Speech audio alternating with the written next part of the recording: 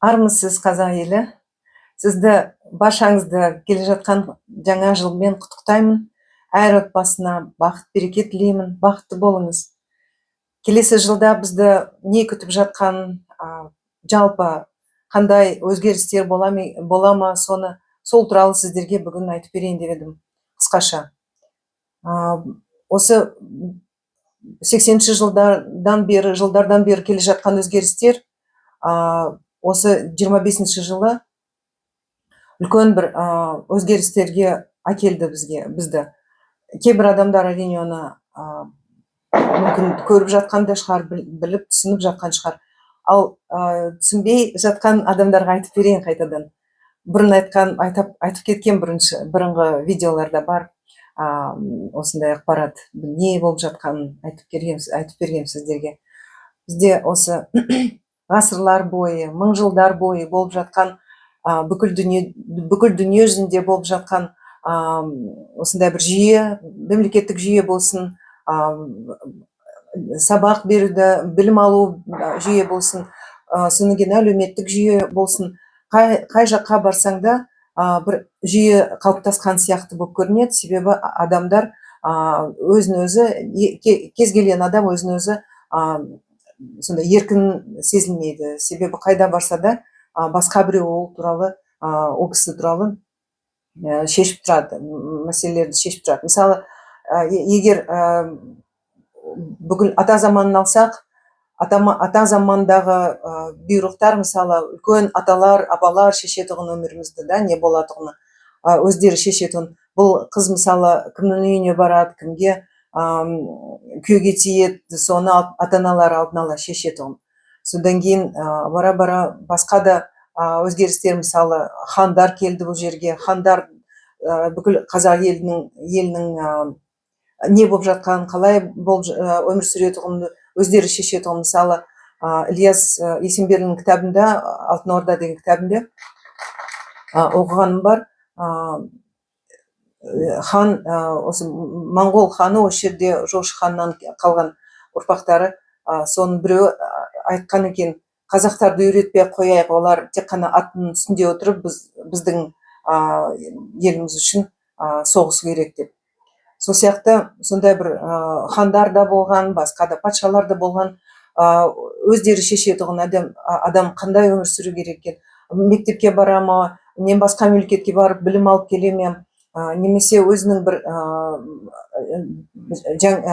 өзінен бірдеңені мүмкін өнер жағынан, басқа жағынан болсын, мүмкін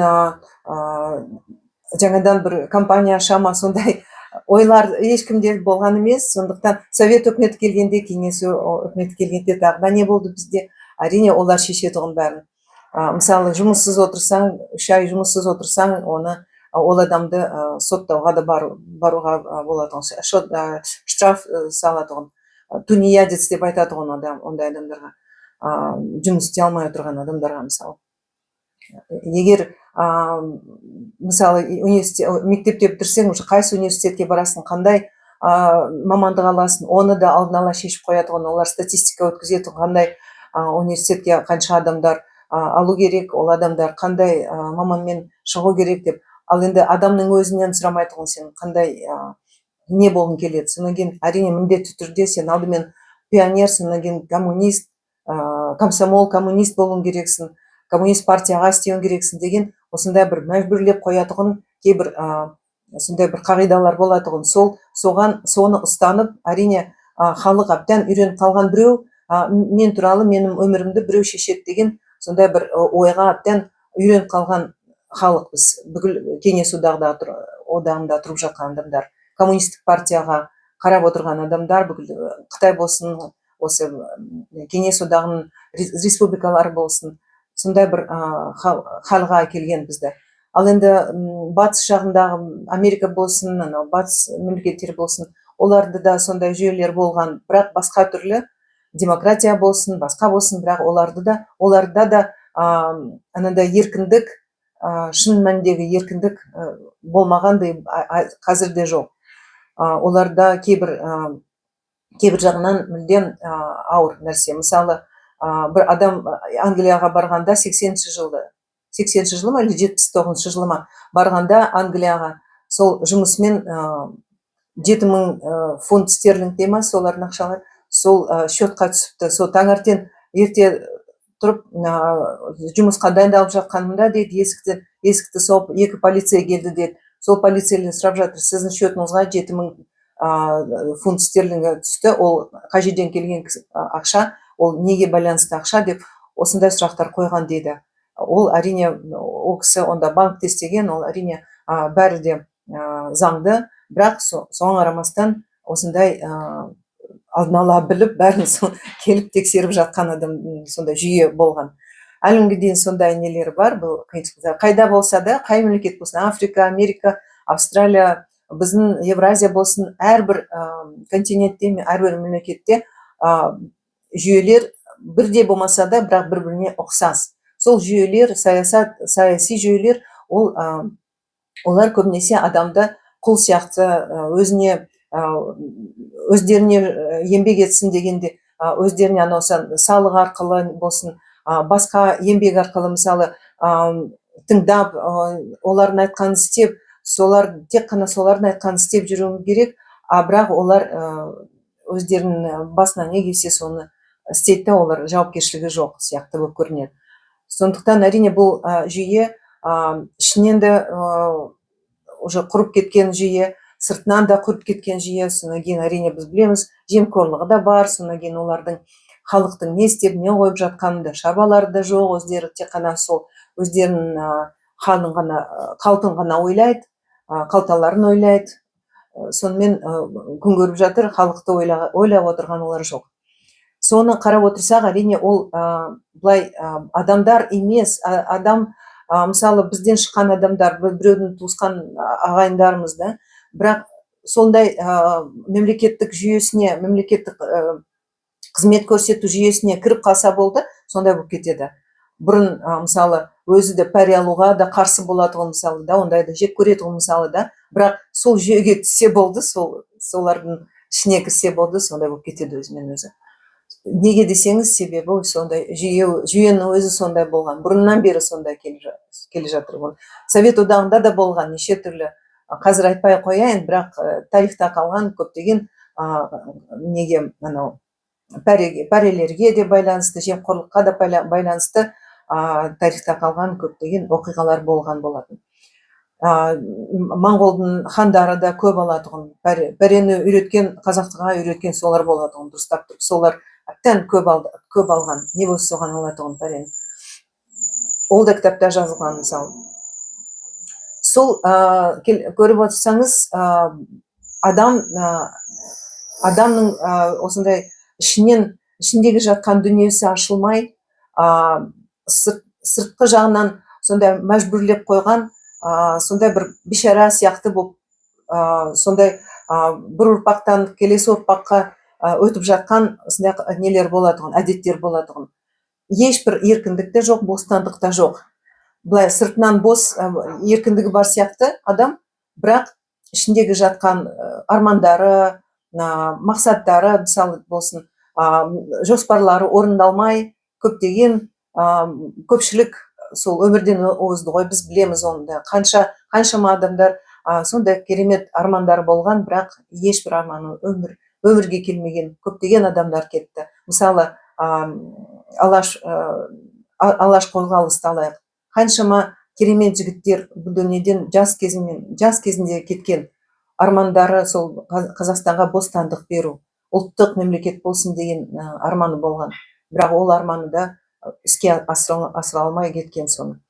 Сол сияқты көптеген адамдар әрбір ғасырда бостандық үшін, еркіндік үшін күрескен адамдар болатын. Қаншама әділге күрескен адамдар болған. Содан кейін есіңізде болса, 1916 жылы бүкіл Қазақстан түрегеліп, бірінші әлемдік соғысқа қарсы болған. Өйткені тіпті кішкентай балаларды да, жас өспірімді де соғысқа барыңдар, келіңдер деп жинаған царь, орыстың царь, есіңізде болса. Сол сияқты көптеген оқиғалар болған, тарихта қалған. Сонымен адам өзін өзі өз өзіне еркін болмай, өз өзіне тәуелсіз сондай бір тәуелсіздікке қолы жете алмай өмір сүрген болатын. И біздің ата бабаларымыз да сол өмірден өтті, ата аналарымыз да сол өмірден өтті, біз де өзіміз көбінесе сол өмірді көрдік. Ал енді қазір мінекей келе жатқан 2026 жылы көптеген өзгерістер сізге көзіңізге көре басталады. Себебі бүгінгі күнде осы 25 жылда көптеген өзгерістер болды. Ең үлкен табысты жыл деп ойлаймын, сол жағынан, еркіндік жағынан. Көптеген адамдар қазір қорықпай ашық айтып жатыр. Мысалы 4-5 жыл бұрын көптеген нәрсені айта алмай тып-тыныш қана отырып қорқып отырған адамдар бүгінгі күнде қорықпай видеоларды шығарып, тіпті алаңға шығып айтып жатыр. Назарбаевтан қанша қорықты халық, шыдады 30 жыл бері, жылдар бойы оны не істеп жатқанын біліп отырса да айта алмай отырды қорқып. Бірақ қазірде мысалы бүкіл отбасының, Назарбаевтың отбасы болсын, басқаларды болсын, ашық айтады, ашық шығып, тіпті сотқа беріп оларды көптеген жағдайлар болып жатыр. Оларды дегенім сол мемлекеттік органдарда істеп жатқан тіпті сол қылмыскерлер табылған болатұғын, соларды да, Бишімбаев сияқтылар мысалы басқа болсын. Сол бүгінгі күнде бізде әрине тәуелсіздік, әр адамның, әр жанның тәуелсіздігі ендігіден басталды деп ойлаймын. Сол тенденция келесі жылда да ары қарай одан арман көбірек ашылып, жақсы керемет жағдайға келейін деп тұр. Себебі ақыры аяғында Алла тағаланың жоспары бойынша әрине бәрі болып жатқан жағдай.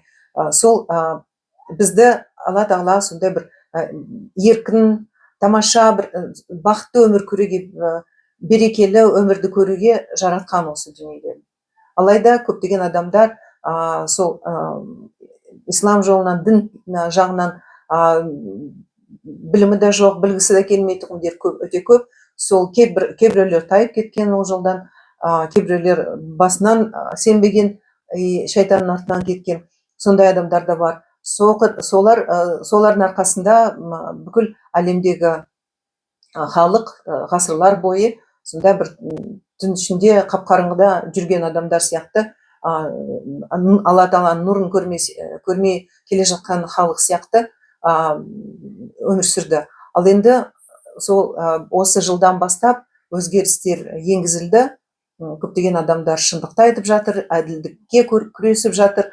Бұрынғы жүйелер шетінен бұзылып жатыр. Мысалы Голливудта алайық, өлеңдерді, мысалы артистер болған Америкадағы, олар да шетінен қазір жоқ болып жатыр. Мысалы жанын шайтанға сатып сондай үлкен дәрежеге шыққан артистер қазір шетінен жоқ болып жатыр. Ал енді біздің Димаш Құдайберген деген талантты, сондай керемет, дарынды жігіт өз еңбегімен, Алла тағаланың берген дарымен бірге, ата-анасының көмегімен бірге осындай керемет дәрежеге қазір шығып, бүкіл Қазақстанның атын шығарып. Көрдіңіз ба? Аллада әр адам осындай жағдайға келе алады. Сондықтан да осы келесі жылымыз, 26 жылы, осыған байланысты өзгерістерді әкеледі. Егер біз бітірмей келесі жылға апарып жатқан бір мәселелер, қиыншылықтар, оның ішінде экономика проблемалар болсын, содан кейін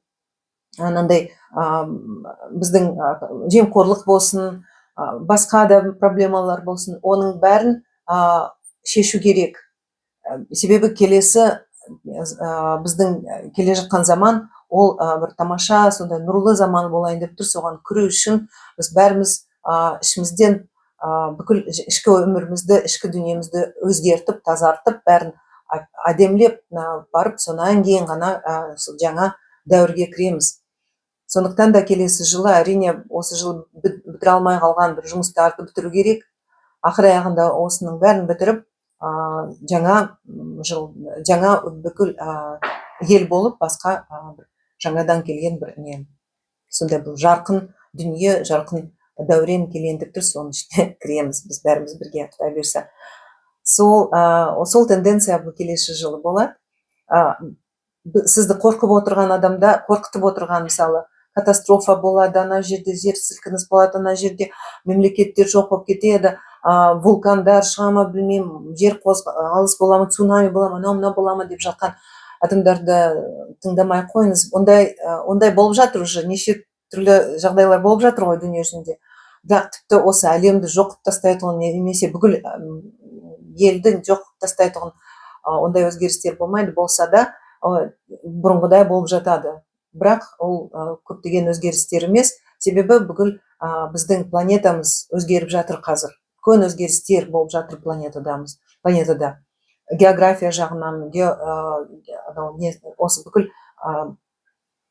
планеталармен бірге тұрған сондай нелер позициясынан өзгеріп жатыр. Оның мекені қазір кішкене өзгерейін деп тұрды планетамыздың. Сондықтан ол осындай өзгерістер, ол Алла тағаланың қолында, бәрі де қорықпай қойыңыз, бәрі жақсы болады. Тіпті Қазақстанымызда ондай жер сілкініс болып жатса да, ондай қирап жатқан бірдеңе дүние, біреулер өліп жатқан, ондай жағдай болмайды әрине. Біз әрине жыл сайын Алматыда туып өскен адамдар білеміз, әр жыл сайын 4-3 балл, кейде 4-5 балл болып жатады, оған әбден үйренген адамдармыз, ондай бола береді, бірақ ештеңе бұзылмай тұра береді. Селді болған, ол да болмайды. 70-ші жылдары болған сел ондай болмайды. Сондықтан уайымдамаңыз, тып-тыныш жақсы өмір сүре беріңіз, тек қана жақсылыққа, үлкен өзгерістерге, керемет, нұрлы, әдемі өзгерістерге дайын болып еңбек етіңіз. Еңбек етіңіз дегенім, ол әрбір адам өзін соған дайындау керек. Бір жағынан айтқаным сол, бірінші тренд ол анау бұрынғы бітіре алмай жатқан жұмыстар бітеді, да? Ал жаман тенденциялар көп, бізді әбден шаршатқан тенденциялар. Мысалы, инфляция болсын, бағалардың өсіп жатқандары, жұмыссыздық, мысалы, сол жемқорлық болсын, басқа көптеген қиыншылықтар болсын, олардың бәрі бірте-бірте жоғалып кетеді, бірте-бірте бітіп, сонан кейін жоқ болып кетеді. Соның аяғын көреміз, Құдай бұйырса, оғанда тырысу керек, бітіру керек оны. Бітпесе, онда келесі жылға кетеді ол проблемалар. Оны шешу керек әрине, бітіру үшін. Екінші жағынан, осы бағана айтып кеткенім, әрбір адамның ішіндегі дүниесі өзгеру керек, оған байланысты адам енді өзін-өзі ашып, кішкене қорықпай, шындықты айтып, әділдікке, адалдыққа, сонан кейін жүректің пәктігіне тырысу керек. Сонан кейін өзін-өзі еркін ұстау керек. Өзінің жүректің түбінде қалып қалған, ойлардың түбінде қалып қалған сондай бір керемет арман болсын, жоспар болсын, жастан, мүмкін жас кезіңізде ұмытып қалған бір ойлар болсын, да, сондай бір керемет мүмкін мақсаттар болған шығар. Соның бәрін қайтадан көтеріп, ойланып, оны іске асыру керек, соған дайындалуыңыз керек. Сондай тамаша, жүрегіңізде сондай керемет бір сондай бір тура пәріште сияқты сондай бір тазалық пайда болу керек, сондан кейін жеңілдік болу керек.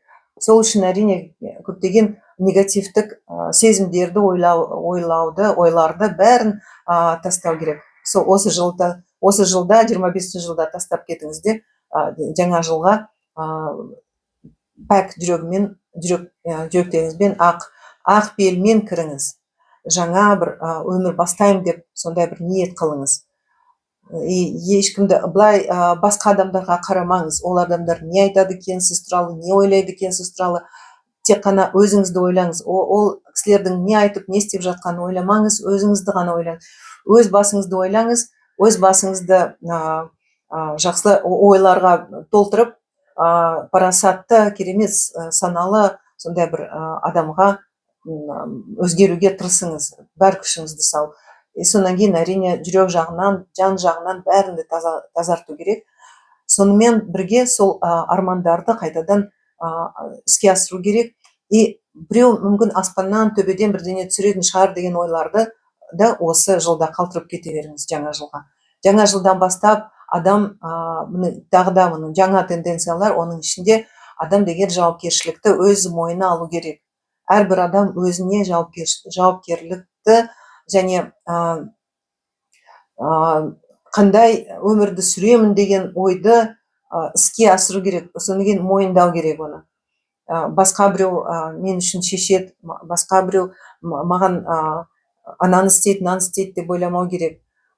Сол бұрыннан қалған ғасырлар бойы қалыптасқан менталитетті қалдыру керек. Жаңа менталитетке өту керек. Ол менталитет тек қана өз-өзіңізге ие болуыңыз керек.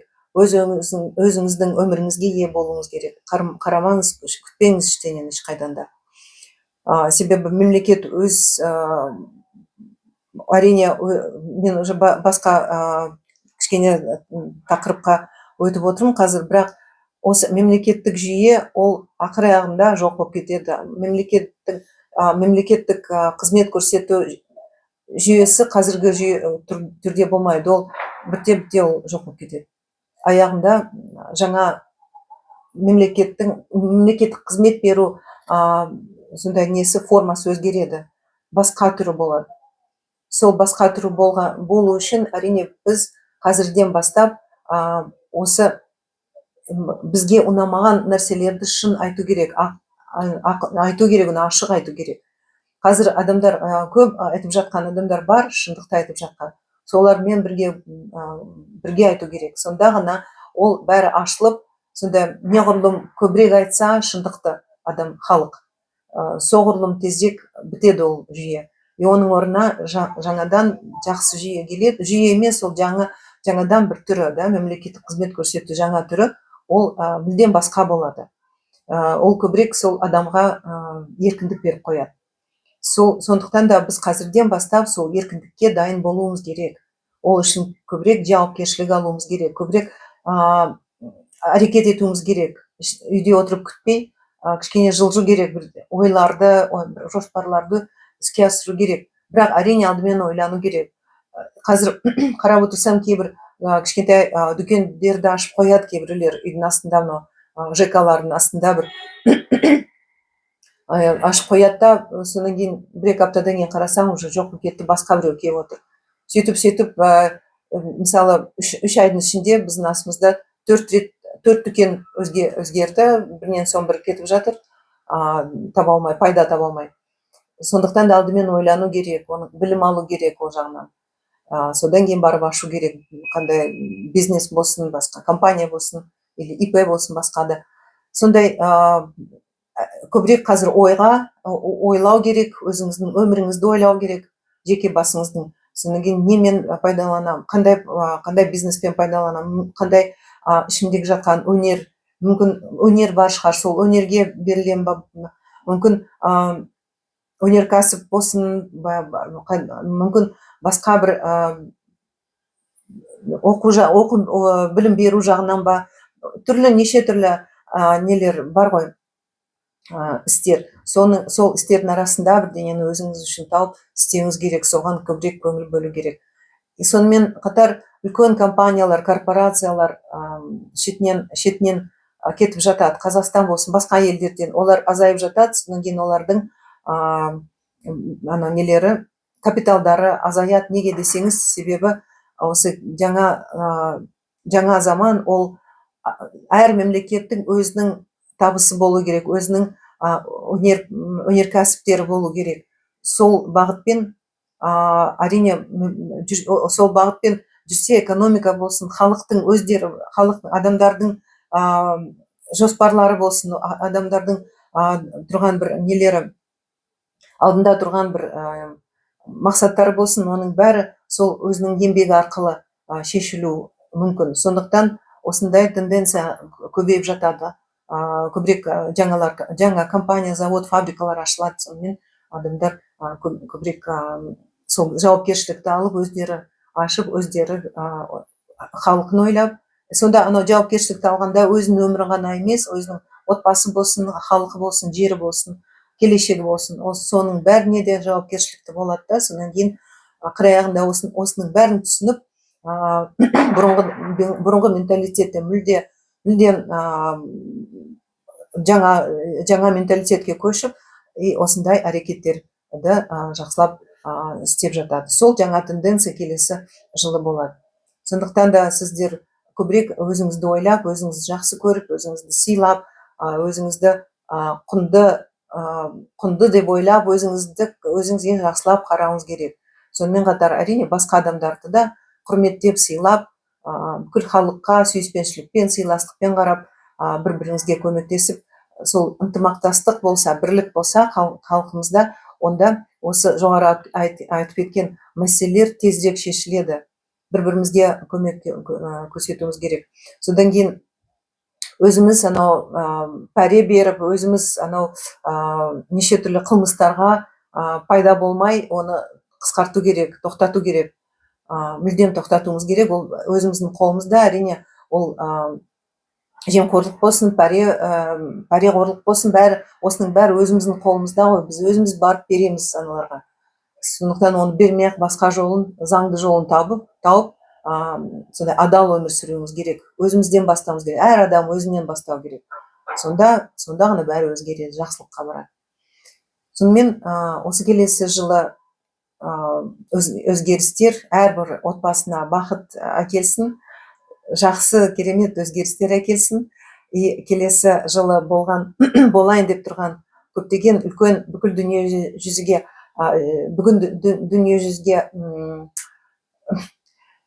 сондай бір керемет өзгерістер көрініп тұрады да, сол өзгерістер Алла тағаладан келеді. Сол Алла тағаланың керемет өзгерістерді көріп, адамдар көбірек сондай үмітті үзбей Алла тағаладан күту керек.